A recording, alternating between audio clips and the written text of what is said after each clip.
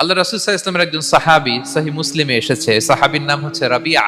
ওনার নাম হচ্ছে রাবিআ ইবনু কাব আল আসলামী রাদিয়াল্লাহু তাআলা আনহু।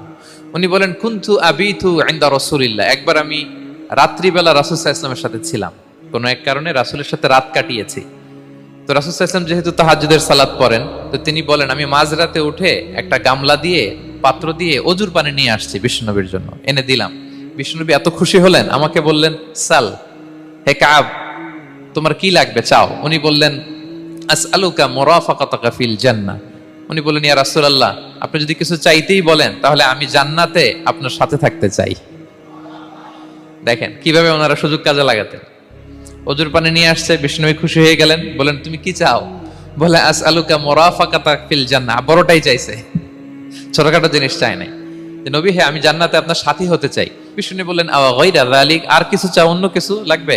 বলতেছে, না, উরিদু যাক, শুধু এইটাই চাই।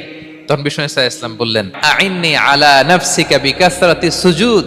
এই মর্তবা যদি তুমি চাও তাহলে বেশি বেশি সেজদায় লুটিয়ে থাকো।